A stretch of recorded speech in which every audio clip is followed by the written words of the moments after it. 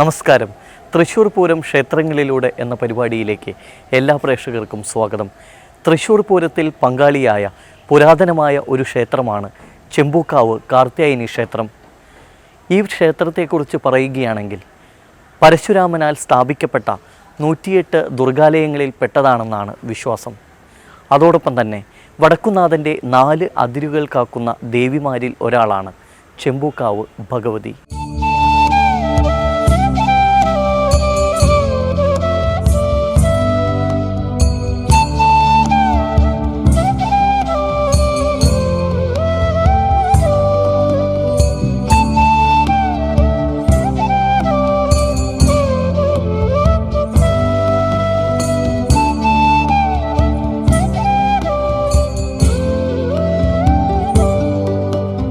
ഇത് ചെമ്പൂക്കാവ് കാർത്യായനി ക്ഷേത്രം.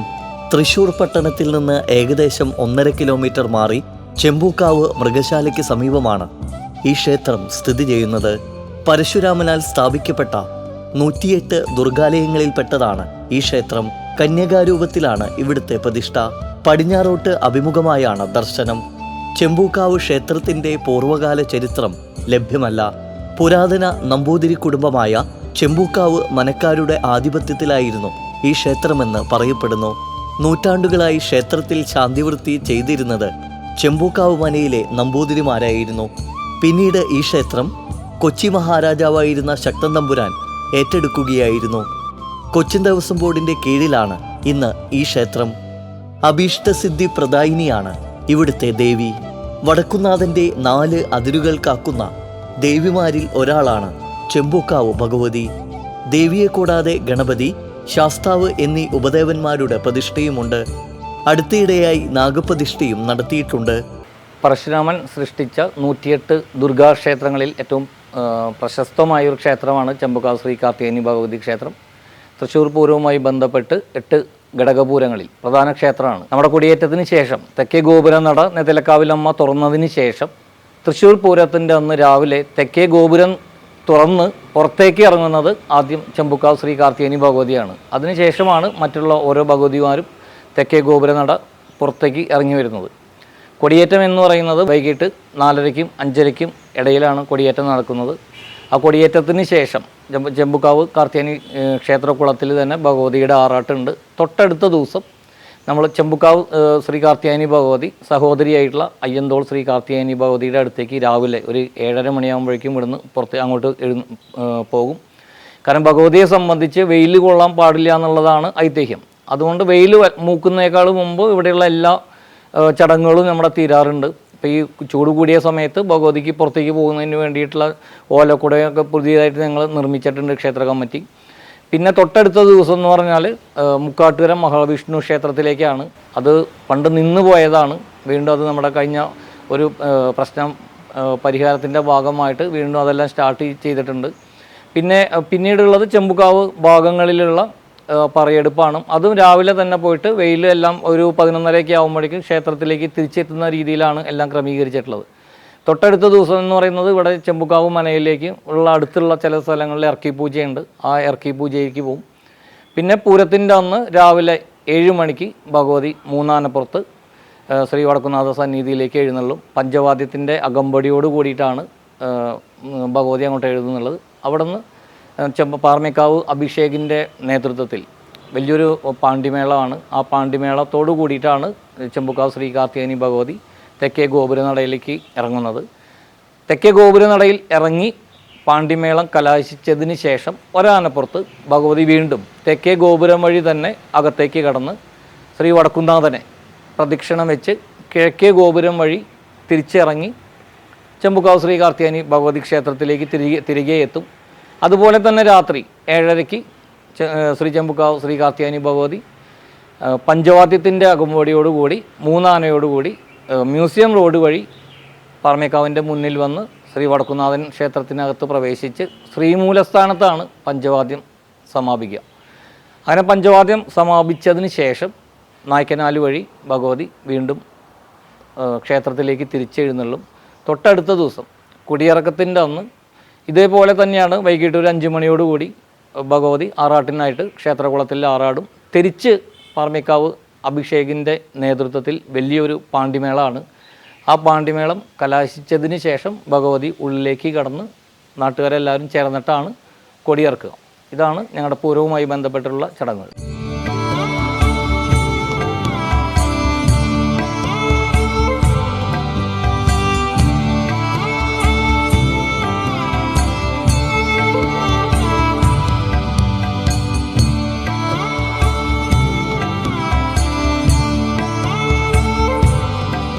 അയ്യന്തോൾ കാർത്തികേയനി ദേവിയും ചെമ്പൂക്കാവ് ഭഗവതിയും സഹോദരിമാരാണെന്നാണ് വിശ്വാസം. തൃശൂർ പൂരം കൊടികയറിയാൽ ഈ സഹോദരിമാർ അന്യോന്യം സന്ദർശനം നടത്തണമെന്നാണ് ആചാരം. രണ്ട് ഭഗവതിമാരും ഒരേ ദിവസം അന്യോന്യം സന്ദർശനം നടത്തുന്നു. ഈ ചടങ്ങ് ഇപ്പോഴും തുടരുന്നുണ്ട്. രാവിലെ വെയിൽ ഉദിക്കുന്നതിനു മുമ്പ് ഈ ദേവിമാരുടെ കൂടിക്കാഴ്ച നടക്കും. കൊടികയറി രണ്ടാം ദിവസമാണ് ഈ ദേവി അയ്യന്തോൾ കാർത്തികേയനി ക്ഷേത്രത്തിൽ പോകാറുള്ളത്. അവിടെ ചെല്ലുമ്പോൾ അയ്യന്തോൾ ഭഗവതി ഇവിടുത്തെ ദേവിക്ക് ഒരു വാൽക്കണ്ണാടി പാരിതോഷികമായി സമർപ്പിക്കണമെന്ന ഒരു വ്യവസ്ഥയുണ്ടായിരുന്നുവെന്ന് പറയപ്പെടുന്നു. അടുത്ത കാലത്ത് വരെ ആ ചിട്ട പാലിച്ചിരുന്നുവെങ്കിലും ഇപ്പോൾ ആ പതിവില്ല. നെയ്വിളക്കും ചന്ദനമുട്ടി നടക്കൽ വയ്ക്കലുമാണ് ഭഗവതിയുടെ ഇഷ്ടവഴിപാടുകൾ. മീനമാസത്തിലെ അത്തം നാളിലാണ് ദേവിയുടെ പ്രതിഷ്ഠാദിനം. 3 നാൾ മുമ്പ് ആരംഭിക്കുന്ന ദ്രവ്യകലശത്തോടെയാണ് പ്രതിഷ്ഠാദിനത്തിന് തുടക്കമാകുക. മേടമാസത്തിലെ പൂരം, മേടത്തിലെ അവിട്ടനാളിലെ നാഗപ്രതിഷ്ഠാദിനം, കന്നിമാസത്തിലെ ആയില്യപൂജ, നവരാത്രി ആഘോഷം, കർക്കിടക മാസത്തിലെ രാമായണ മാസാചരണം, ഇല്ലനിറ എന്നിവയാണ് ഈ ക്ഷേത്രത്തിലെ പ്രധാന വിശേഷ ദിവസങ്ങൾ. വൃശ്ചിക മാസത്തിലെ തൃക്കാർത്തികയാണ് ക്ഷേത്രത്തിലെ പ്രധാന ആഘോഷം. ക്ഷേത്രത്തിൽ മനോഹരമായ ശ്രീകോവിൽ, നമസ്കാര മണ്ഡപം, വലിയമ്പലം, തിടപ്പള്ളി, നടപ്പാത, ചുറ്റമ്പലം, ഗോപുരങ്ങൾ എന്നിവയുണ്ട്. ക്ഷേത്രത്തിന് മുൻവശത്തെ വലിയ ബലിക്കല്ലും ശ്രീകോവിലിന്റെ വാതിലുമെല്ലാം പിച്ചള പൊതിഞ്ഞിട്ടുണ്ട്. മുൻപ് ഈ ക്ഷേത്രത്തിൽ പ്രതിഷ്ഠാദിനം ആചരിക്കാറില്ലെന്ന് പറയപ്പെടുന്നു. 2002 ക്ഷേത്രത്തിൽ നടന്ന അഷ്ടമംഗല്യ പ്രശ്നചാർത്ത് പ്രകാരമുള്ള പരിഹാരക്രിയ നടത്തിയതിനെ തുടർന്ന് ക്ഷേത്രത്തിൽ നവീകരണ പ്രവർത്തനങ്ങളും 2009 കലശവും നടന്നു. ഇതിനു മുമ്പ് ക്ഷേത്രത്തിൽ നവീകരണ കലശം നടന്നതായി ആർക്കും തന്നെ അറിവില്ല. 2009 ഏപ്രിൽ 2 മുതൽ 12 വരെയുള്ള ദിവസങ്ങളിൽ നടന്ന നവീകരണ കലശത്തിന്റെ ഭാഗമായി മീനമാസത്തിലെ അത്തനാളിൽ ഇപ്പോൾ പ്രതിഷ്ഠാദിനമായി ആചരിക്കുന്നു. പ്രാചീന കാലം മുതൽ തന്നെ ആധ്യാത്മിക പ്രധാനമായ സംസ്കൃതിയുടെ മൂർത്തരൂപമായി ഈ ക്ഷേത്രം നിലകൊള്ളുകയാണ്.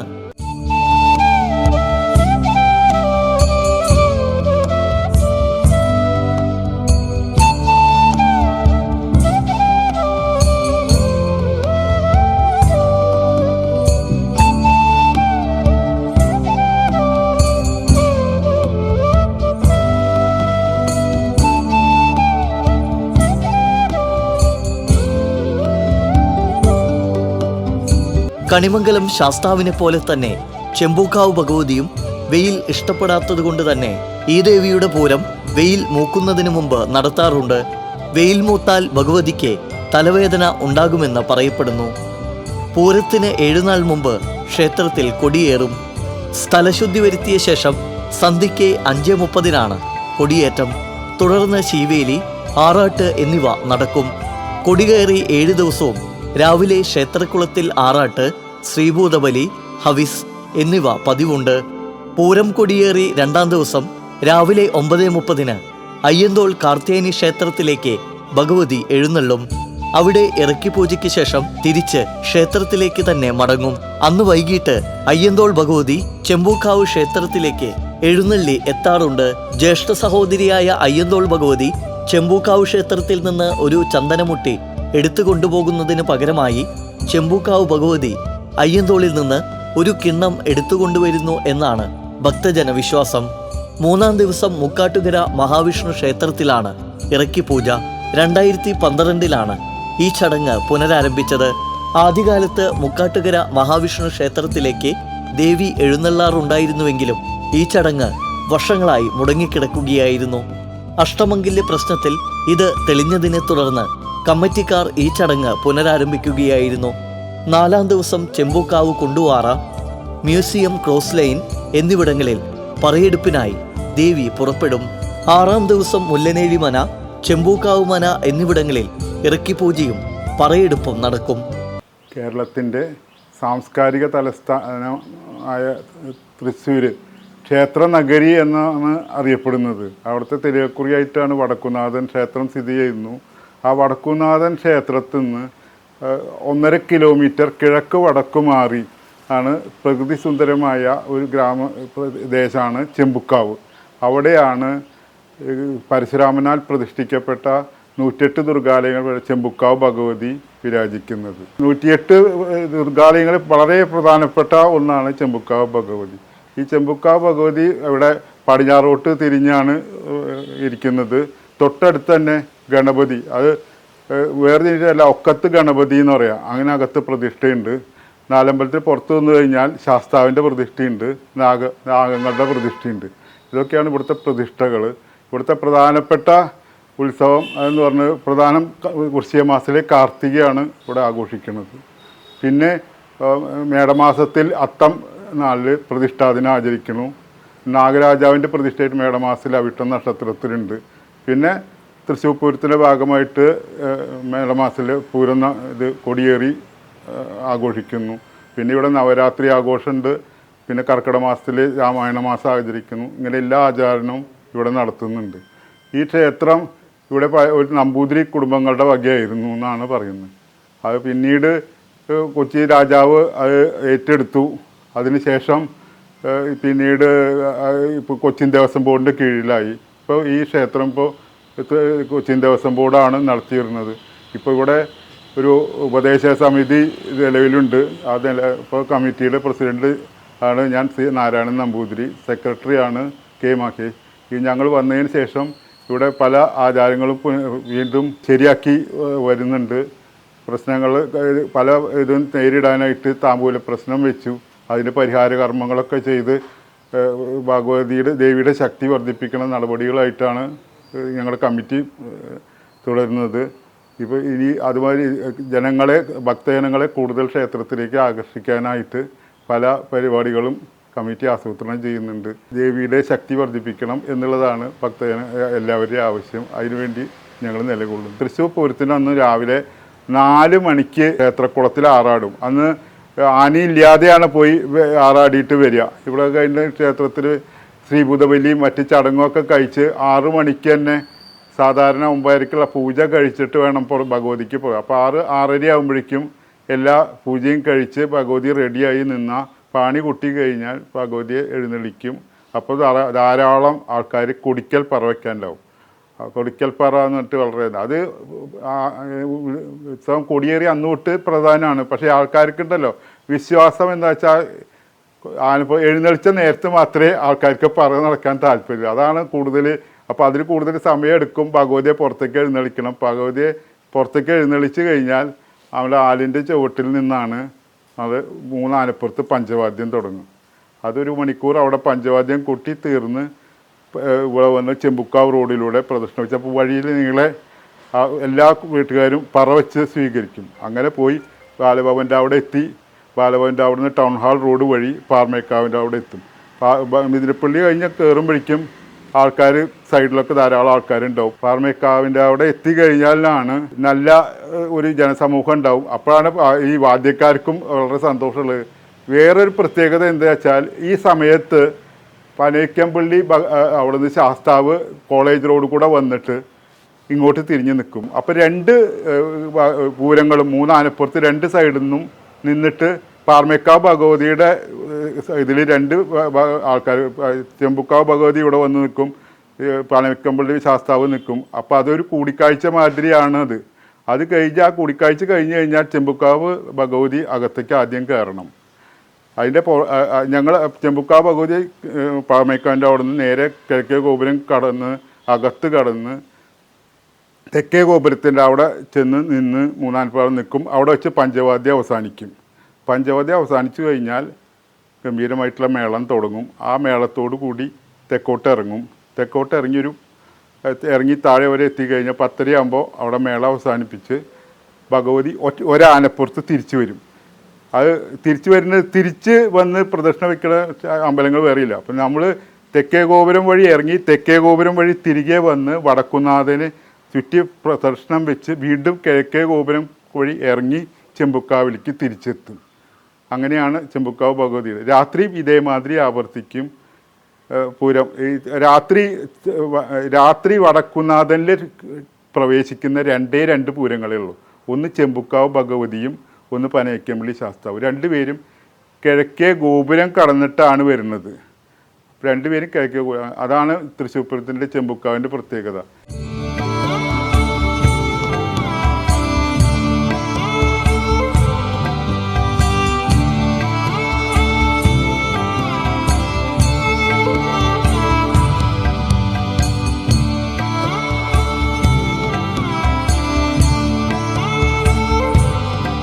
പൂരദിവസം പുലർച്ചെ 5 മണിക്ക് ക്ഷേത്രക്കുളത്തിൽ ആറാട്ടിന് ശേഷം 7 മണിയോടെ പാണികൊട്ടി വടക്കുന്നാഥ ക്ഷേത്രത്തിലേക്ക് ദേവി പുറപ്പെടും.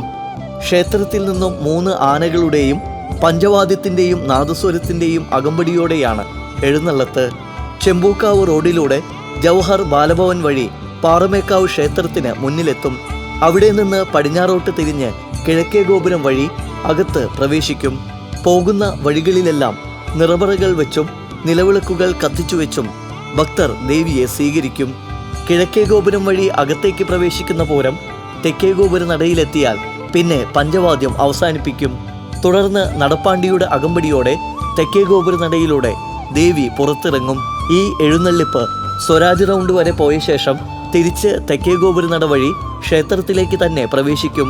തുടർന്ന് വടക്കുന്നാഥനെ വണങ്ങിയ ശേഷം പടിഞ്ഞാറേ ഗോപുരം വഴി പുറത്തിറങ്ങി നായ്ക്കനാലിലൂടെ ചെമ്പൂക്കാവ് ക്ഷേത്രത്തിലേക്ക് തിരിച്ചു പോകും. രാത്രിയിൽ 8 മണിക്കാണ് ദേവിയുടെ എഴുന്നള്ളത്ത്.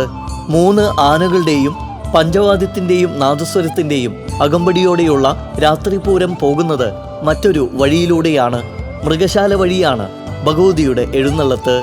പാറമേക്കാവ് ക്ഷേത്രത്തിന് മുന്നിലെത്തുന്ന എഴുന്നള്ളത്ത് പടിഞ്ഞാറോട്ട് തിരിഞ്ഞ് കിഴക്കേ ഗോപുരം വഴി അകത്ത് പ്രവേശിക്കും. തുടർന്ന് വടക്കുന്നാഥനെ വണങ്ങിയ ശേഷം പടിഞ്ഞാറേ ഗോപുരം വഴി പുറത്തിറങ്ങി ക്ഷേത്രത്തിലേക്ക് തന്നെ മടങ്ങും. രാത്രിയിൽ വടക്കുന്നാഥ ക്ഷേത്രത്തിനുള്ളിലേക്ക് പ്രവേശിക്കുന്ന ഏകപൂരമാണ് ചെമ്പൂക്കാവ് പൂരം. മറ്റു പൂരങ്ങൾ വടക്കുന്നാഥൻ്റെ ശ്രീമൂലസ്ഥാനത്തെ നിലപാട് തറയിൽ കയറി നിന്നാണ് മടങ്ങുക. ഉത്തരം വിളക്കോടെയാണ് പൂരച്ചടങ്ങുകൾക്ക് സമാപനമാകുക. പൂരപ്പിറ്റേന്ന് വൈകിട്ട് 5 മണിക്ക് ക്ഷേത്രക്കുളത്തിൽ ആറാട്ടും ഒരാനപ്പുറത്ത് പാണ്ടിമേളത്തിന്റെ അകമ്പടിയോടെ കൊടിക്കൽ പൂരവും നടക്കും. ആനപ്പുറത്ത് 7 ഓട്ടപ്രദക്ഷിണത്തിന് ശേഷം ദേവിയെ ശ്രീകോവിലേക്ക് എഴുന്നള്ളിക്കും. തുടർന്ന് ആന കൊടിമരം തൊടുന്നതോടെ നാട്ടുകാർ ചേർന്ന് കൊടിയിറക്കും. പുലിയന്നൂർ മനക്കാർക്കാണ് ഈ ക്ഷേത്രത്തിലെ തന്ത്രിസ്ഥാനം. ചെമ്പൂക്കാവ് തട്ടകവാസികൾക്ക് ഐശ്വര്യവും അഭീഷ്ടവരദായിനിയുമായി ചെമ്പൂക്കാവ് ഭഗവതി ശക്തന്റെ തട്ടകത്തിൽ വാണരുളുകയാണ്.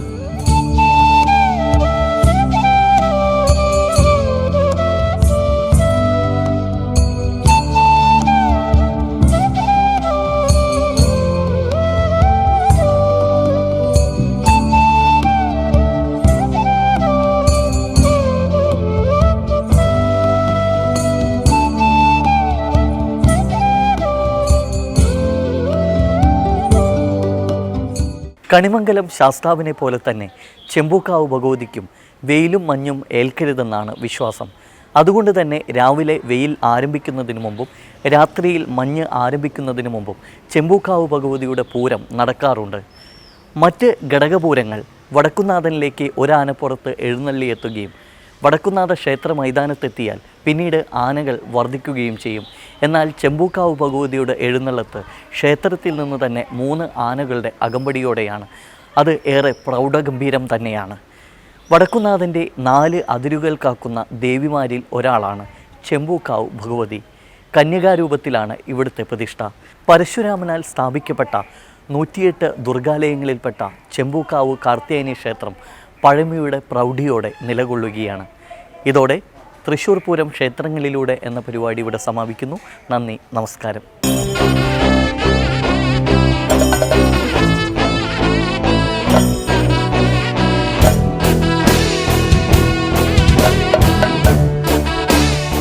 തൃശ്ശൂർ പൂരം ക്ഷേത്രങ്ങളിലൂടെ നിങ്ങൾക്കായി സമർപ്പിച്ചത് NTC ഗ്രൂപ്പ് ഓഫ് കമ്പനീസ്.